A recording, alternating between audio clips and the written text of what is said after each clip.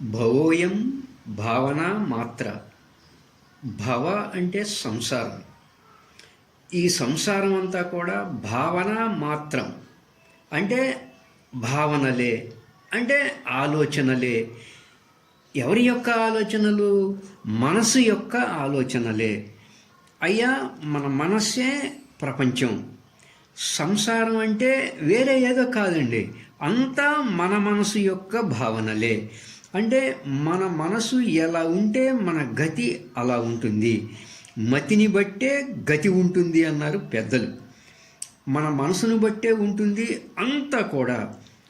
ఆలోచనలే సంసారం, ఆలోచనలే మన జీవితం కూడా. అంటే భావనలే సంసారం, భావనలే మన జీవితం కూడా. ఎందుకంటే చూడండి, ఒకే రకమైన పరిస్థితులు కొంతమందికి ఆనందంగా ఉంటాయి, అవే కొంతమందికి దుఃఖాన్ని కలిగించేవిగా ఉంటాయి. పరిస్థితిలో మార్పు లేదు, సంఘటనలో మార్పు ఉండదు, కానీ అదే పరిస్థితులు కొంతమందికి ఆనందమయంగా ఉంటాయి, కొంతమందికి దుఃఖమయంగా ఉంటాయి. అంటే ఏదైనా కానీ మన యొక్క మనసును బట్టే ఉంటుంది. మన మనసుని బట్టే ఆ పరిస్థితులని దుఃఖమయం చేసుకోవడం, సుఖమయం చేసుకోవడం అనేదంతా కూడా ఉంటుంది. అంటే అంతా మన మనసు ద్వారానే. కాబట్టి మనసుని నియంత్రించుకోవడం ముఖ్యం. మనకి మనసు యొక్క తీరు ఎంత తెలిస్తే అంతగా మనసుని నియంత్రించుకోవడం, మనసుని శూన్యం చేసుకోవడం తేలికవుతుంది మిత్రులారా. ఓ సాక్షి చైతన్య స్వరూపులారా, అందుకని దేహాన్ని ఋషులు రథంతో పోలుస్తారు. శరీరం రథం, బుద్ధేమో సారథి అని, మనసు కళ్ళెమని, ఇంద్రియాలే గుర్రాలని, విషయాలే వాటికి దారులని బోధించారు మహర్షులు. అంటే బాహ్య ప్రపంచ వస్తు విషయాలతో తాదాత్మ్యం చెందిపోయి ఉన్నాము అనుకోండి, అంటే విషయ సుఖాల వైపై పరిగెడుతున్నాము అనుకోండి. 5 ఇంద్రియాలనే గుర్రాలు, 5 ఇంద్రియాలు అనేటువంటి గుర్రాలు 5 వైపులకి పరిగెడుతున్నట్లు. అట్లా 5 గుర్రాలు 5 వైపులకి పరిగెడుతున్నాయి. అంటే బుద్ధి అనేటువంటి సారథికి సరి అయిన ఆత్మజ్ఞానం లేదు అని అర్థం. అంతేగా, అంటే సూక్ష్మమైనటువంటి బుద్ధి లేదు అని అర్థం. కళ్ళలేమో మనసు యొక్క నియంత్రణలో లేవు. అప్పుడు రథం ఎటు వెళ్తుంది? ఎటు వెళ్ళదు, కూలబడిపోతుంది. అది ప్రస్తుతం మన యొక్క పరిస్థితి. అందరి జీవితము అట్లా సాగుతూ ఉంటుంది. అందుకే ఎవ్వరి రథము కూడా ముందుకు వెళ్ళడం లేదు. మనమేదో బాగానే కూర్చుని ధ్యానం చేస్తున్నాం అనుకుంటాం, కానీ ఆత్మధ్యానం విషయంలో ఎక్కడికక్కడే ఉండిపోతున్నాం. అందరి జీవితం పరధ్యానంలో ఉంటుంది, కానీ ఆత్మధ్యానంలో సరిగా ఉండటం లేదు. అంటే సారథి సరి అయినటువంటి సూక్ష్మబుద్ధి లేని రథంలాగా, కళ్యాలు అంటే సరైన నియంత్రణ లేనటువంటి రథంలాగా, 5 గుర్రాలు అంటే సరైన దారిలో నడవని రథంలాగా ఉంటుంది పరిస్థితి. ఇంకా శక్తి ఎక్కడ ఉంటుంది? ఎంతవరకు అని వెళ్ళగలం? వెళ్ళలేదు రథం. అదే గనక సరి అయిన ధ్యానం చేసి మనసులోని ఆలోచనలను తగ్గించుకొని మనం మనసుని శూన్యం చేసుకొని మనసుకు అతీతంగా ఉన్న ఆ శాంత స్వరూప స్థితిని అనుభూతి పొందితే అప్పుడు మనం కర్మలు చేస్తూ కూడా మనసుని నియంత్రించుకోగలుగుతాం. ధ్యానం చేసినప్పుడే కాదు సుమా, కర్మలు చేస్తూ కూడా మనసుని నియంత్రించుకోగలుగుతాం. అలా సరి అయినటువంటి ధ్యానం ఎవరైతే చేస్తారో వాళ్ళ సారథి కూడా సూక్ష్మ బుద్ధితో, అంటే ఆత్మజ్ఞానం కలిగి ఉంటాడు అని అర్థం. ఎవరైతే నిత్యము ధ్యానం చేస్తూ ఉంటారో వాళ్ళ కళ్యాలు వారి యొక్క వశంలో ఉంటాయి. 5 ఇంద్రియాలు వాళ్ళ వశంలో ఉంటాయి. అలా ఉన్నప్పుడు వాళ్ళ యొక్క రథం వాళ్ళు ఎటు పంపించాలి అనుకుంటే అటు పూర్తిగా శక్తితో వెళుతుంది. ధ్యానంలో ఉన్న గొప్పతనం ఏంటయ్యా అంటే అన్నీ మన స్వాధీనంలోకి వస్తాయి. వచ్చి మనం రథం అంటే ఈ దేహం అనే రథాన్ని ఎటువైపుకి నడపాలి అంటే అటువైపే మనం పూర్తి శక్తిని వినియోగించుకోగలుగుతాం. అట్లా ధ్యానములో మనసుని నియంత్రించుకోగలుగుతాం. మనసుని ఎప్పుడంటే అప్పుడు శూన్యం చేసుకోగలుగుతాం. ఒక మంచి సమస్థితిలో ఉంటాం. మనం అనుకున్న చేయాలనుకున్నటువంటి పనులు కూడా ఉన్నతంగా ఒక బ్రహ్మాండమైన ఒక వైపు దిశగా చేయగలుగుతాం.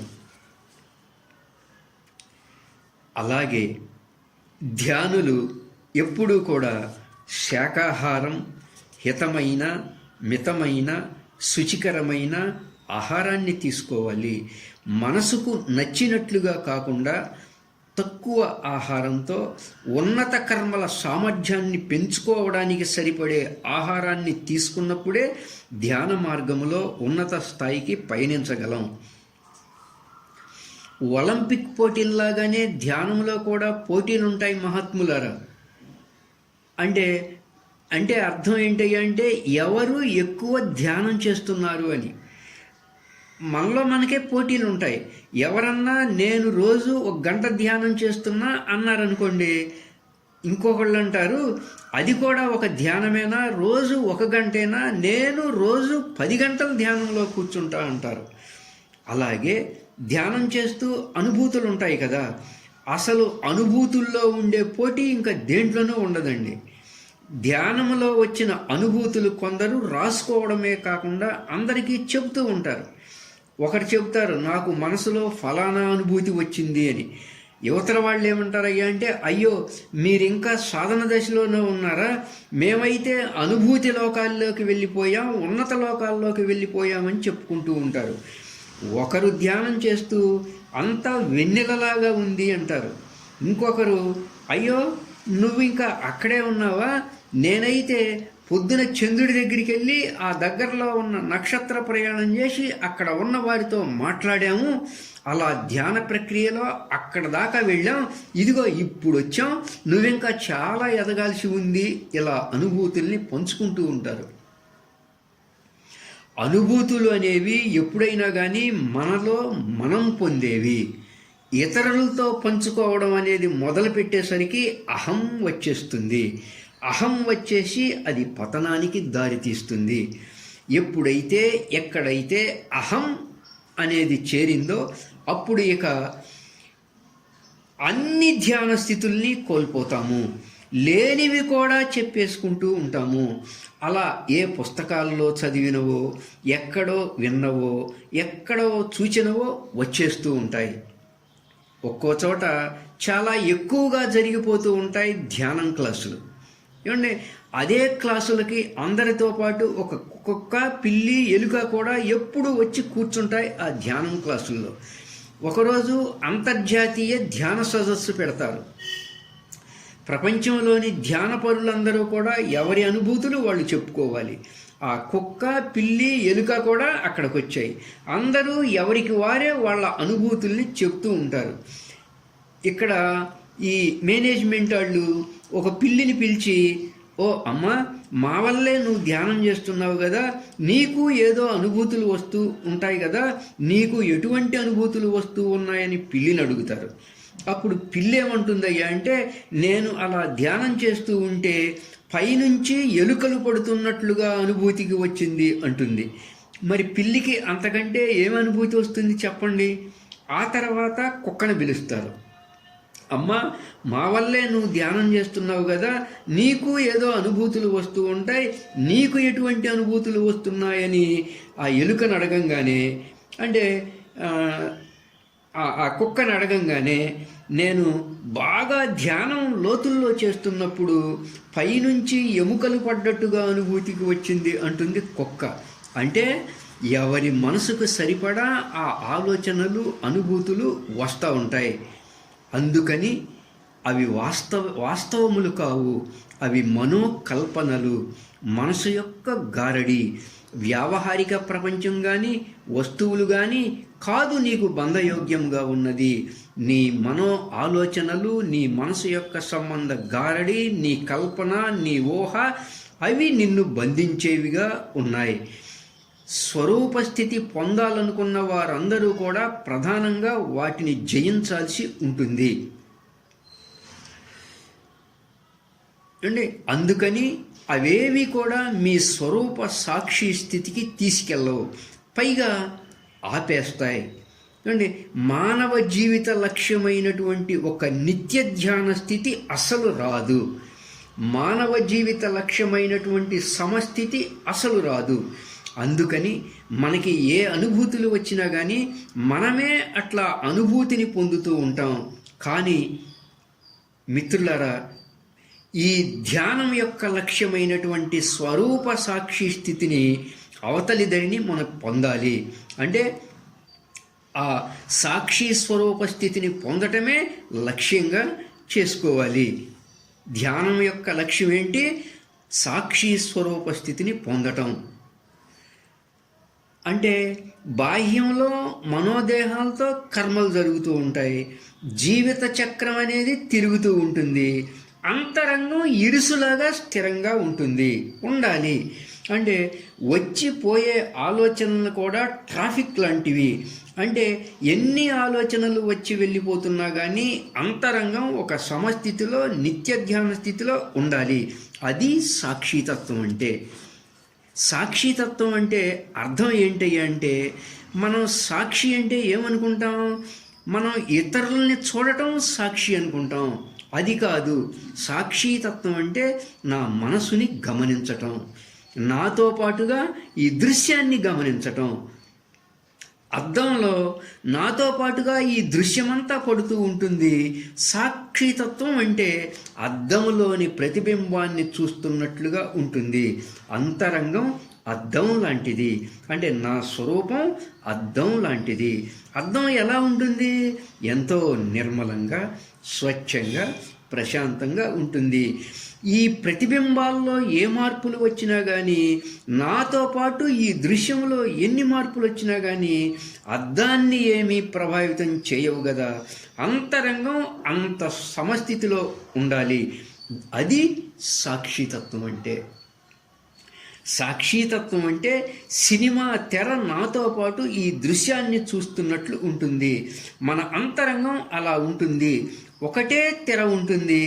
తెర ఎంత మంచి సమస్థితిలో ఉంటుంది గమనించండి. కానీ నాతో పాటు ఈ చిత్రాలు, దృశ్యాలు మారిపోతూ ఉంటాయి. కానీ తెరలో ఏ మార్పు ఉండదు. అంతరంగం తెర లాంటిది. అలా ఉండటం సాక్షితత్వం. సాక్షితత్వం అంటే చీకటిగా ఉన్న గదిలో దీపం ఉంచినప్పుడు ఆ దీపం నాతో పాటుగా ఈ దృశ్యాన్ని చూస్తున్నట్లు ఉంటుంది. మనలో ఆ సాక్షి స్వరూపం ఒక దీపం గదిలో నాతో పాటు ఈ దృశ్యాన్ని ఎలా అనుభూతి పొందుతుందో అటువంటి అనుభూతి ఉంటుంది. ఇంకా కొంచెం సూక్ష్మంగా చూస్తే ఇదంతా శూన్యం. ఈ శూన్యం నాతో పాటుగా ఈ దృశ్యాన్ని చూస్తుంది. అంటే ఎలాంటి అనుభూతి అది? ఎంతటి అద్భుతమైన అనుభూతి అది! అలా అంతరంగం ఎంత శూన్యంగా ఉంది, అంతటి ఉత్కృష్ట స్థితికి తీసుకువెళ్తుంది సాక్షి స్వరూప స్థితి, నిత్య ధ్యాన స్థితి.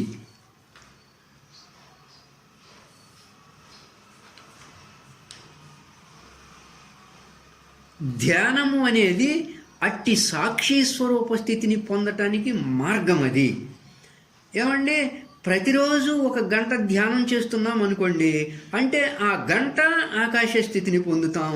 మరలా ఆ గంట తర్వాత మన ఇంట్లో గంట కొడతారు. కుటుంబంలో, సమాజంలో అన్ని పనులు జరిగిపోతూ ఉంటాయి. అలా అంటే ధ్యానము చేసిన గంట ప్రశాంతంగా ఉంటాం. తర్వాత అంతా మామూలే కదా. మరలా అదే కుటుంబం, అదే సమాజం, మరలా మిగిలిన రోజంతా అలాగే గడుస్తూ ఉంటుంది. అంటే 1 గంట 2 గంటలు మాత్రమే నా ప్రశాంత స్థితి. ధ్యానం చేయని వాళ్ళకి ఇంతే, ధ్యానం చేసే వాళ్ళకి ఇంతేనా? కాకపోతే ధ్యానంలో కూర్చుంటే మిగతా వాళ్ళ మీద కొంత ఒత్తిడి తగ్గిపోతుంది. కొంత ఆత్మజ్ఞానము ద్వారా మనసు యొక్క తత్వాన్ని తెలుసుకుంటే, అంటే తత్వం ఎంతగా బోధపడితే అంతగా ధ్యానములో పొందే ప్రశాంత స్థితిని జీవితమంతా గడపచ్చు. ధ్యానం అంటే ఏ మేఘాలు లేని ఆకాశ స్థితిని పొందటం. సాక్షితత్వం అంటే నిత్యం ఆకాశ స్థితిలోనే, ఆ ప్రశాంత స్థితిలోనే ఆకాశం మేఘాలను చూస్తున్నట్లుగా జీవితం సాగుతూ ఉంటుంది. అంటే మనసులో ఆలోచనలు వచ్చిపోతూ ఉంటాయి, దేహేంద్రియాలతో కర్మలు జరుగుతూ ఉంటాయి, అంతరంగం మాత్రం ఆకాశ స్థితిలో ఉంటుంది. ఈ క్షణమే తీసుకుందాం. ఈ క్షణంలో నా అంతరంగం ఒక ప్రశాంత స్థితిలో ఉంటూ ఈ మనోదేహాలతో ఈ కర్మలు జరుగుతూ ఉన్నాయి. ఇప్పుడు ఈ ప్రసంగమే చెప్పబడుతుంది. నేను చెబుతున్నాను అన్న భావన ఉండకూడదు, చెప్పబడుతుంది అన్నట్లుండాలి.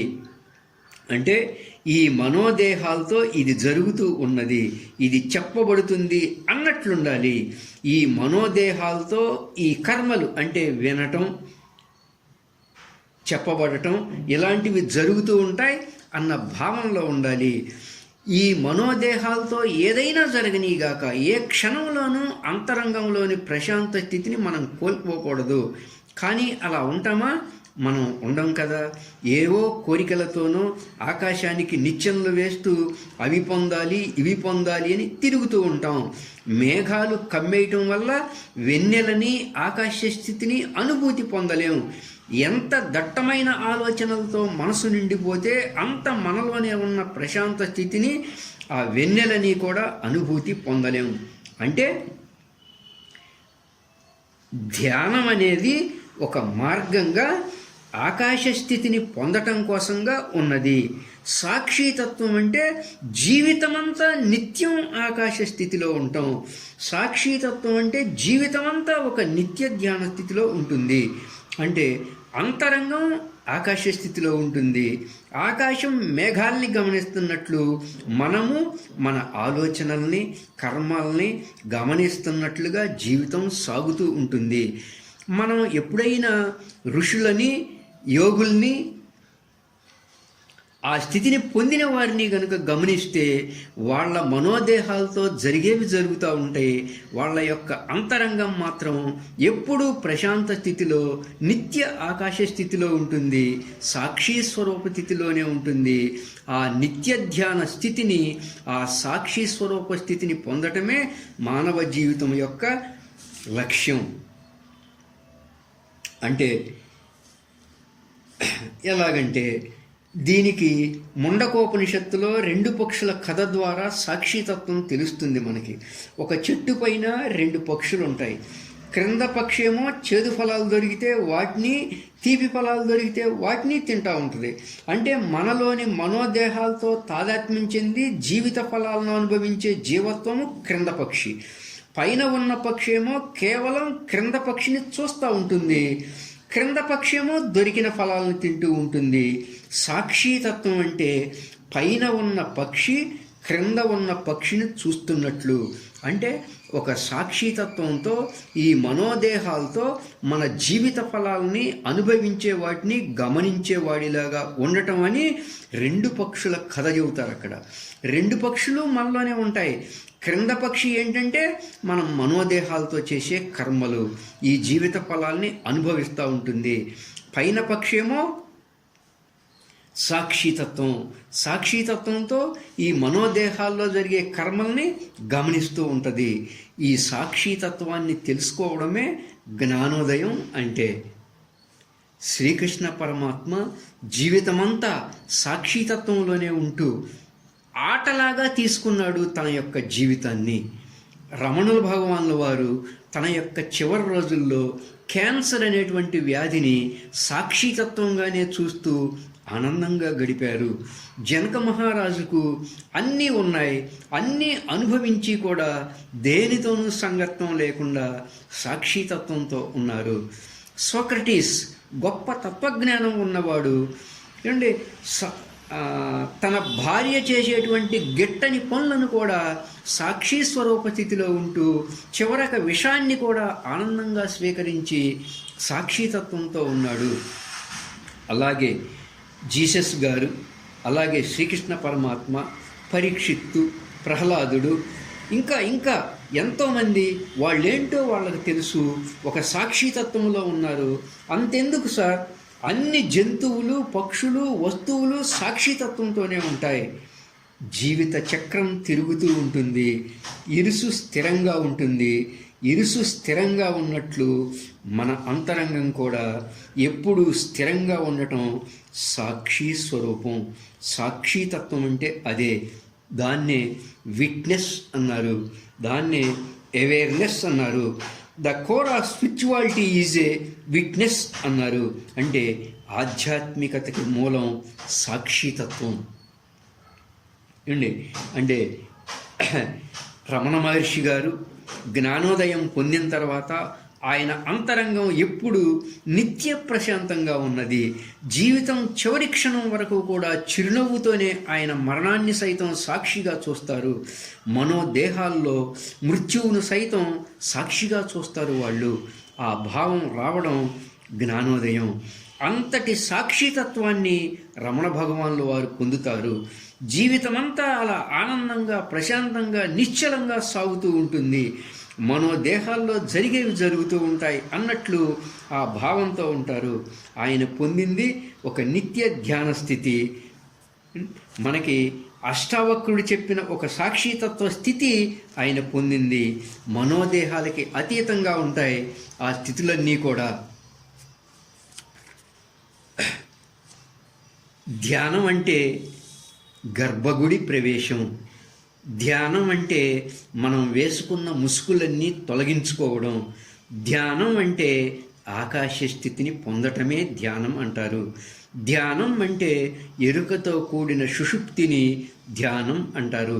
సాక్షి తత్వం అంటే అన్ని పరిస్థితుల్లోనూ కూడా నిత్యం అంతరంగంలో సమస్థితిని కోల్పోకుండా ఉండటము.